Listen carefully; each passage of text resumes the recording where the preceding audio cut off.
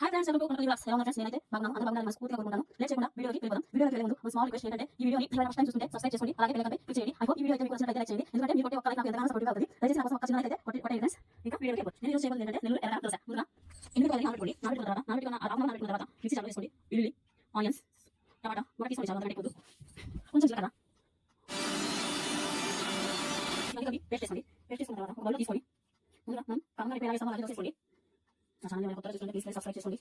ఆ తర్వాత కొంచెం ఆడండి. తర్వాత మనం ముందుగా పేస్ట్ చేసి పెట్టుకున్నాం కారం, నెల్లూరు ఎర్రగడ్డని వేసేయండి. వేసి ఆ దోశ మొత్తం చేసుకోండి. కావాలంటే కావాలన్నా ఎక్కువ వేసుకోవచ్చు, ఆనియన్స్ కావాలన్నా ఆనియన్స్ వేసుకోవచ్చు. ఎగ్గేస్తే ఇంకా చాలా టేస్ట్గా ఉంటుంది. ఇప్పుడు ఆయిల్ వేసుకోండి ఫ్రెండ్స్. ఆ పేస్ట్ మొత్తం అప్లై అయినాక ఆయిల్ వేసుకోండి. నేను సారీ ఫ్రెండ్స్, వీడియో కొంచెం మిస్ అయింది, మీరు యాడ్ చేసుకోండి. ప్లీజ్ నా ఛానల్ కొత్తగా చూస్తుంటే సబ్స్క్రైబ్ చేసుకోండి ఫ్రెండ్స్. ప్లీజ్ లైక్ చేయండి, సబ్స్క్రైబ్. అండ్ మీకు ఎలాంటి వీడియోస్ కావాలో కామెంట్ బాక్స్లో పెట్టండి. ఇలాంటి వీడియోస్ చేయడానికి మ్యాక్సిమం ట్రై చేస్తాను.